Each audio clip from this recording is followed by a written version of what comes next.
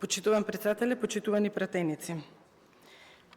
Ми представува огромно задоволство денес да ви го представам Предлог законот за системот за внатрешна финансиска контрола во јавниот сектор, кој Министерството за финансии го подготви во соработка со експерти од Европската унија во рамки на IPA Twinning проектот за јакнување на буџетско планирање, извршување и функции на внатрешната контрола.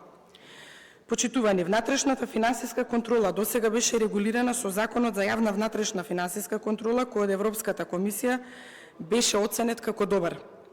Меѓутоа, поради тоа што во пракса се појавија потешкоти во неговата примена, се наметна потребата од изготвување нов закон за системот за внатрешна финансиска контрола во јавниот сектор, усогласен со меѓународните стандарди за внатрешна контрола и внатрешна ревизија.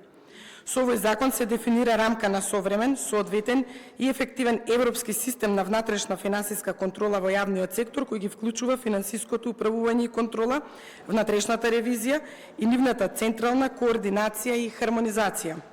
Предлог законот ќе го применуваат сите јавни субјекти, освен Народната банка на Република Македонија. Новина во законот е создавање нов модел на раководна одговорност и отчетност, кој јасно разграничува кој, на кого и зашто е одговорен и отчетен, со што се придонесува за зајакнување на внатрешната финансиска контрола.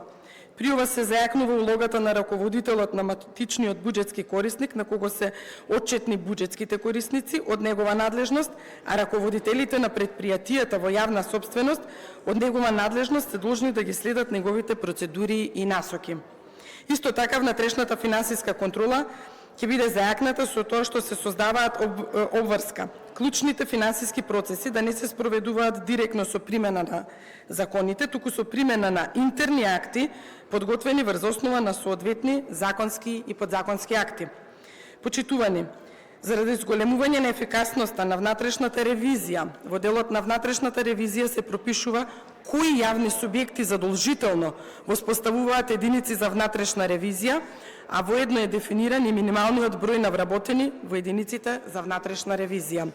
Со овој закон се утврдени механизми за значајно зајакнување на квалитетот на работењето на внатрешните ревизори, со тоа што внатрешна ревизија ќе може да спроведуваат само лица кои се стекнале со уверение за овластен внатрешен ревизор во јавниот сектор, а главна задача на раководителот на единицата за внатрешна ревизија ќе биде обезбедување на квалитет на внатрешната ревизија преку претходно подготвена програма. Покрај ова, квалитетот на активностите на внатрешната ревизија ќе биде надгледуван и од Централната единица за хармонизација во Министерството за финансии. Со предлог законот се воспоставува нов начин на известување на финансиско управување и контрола и внатрешна ревизија.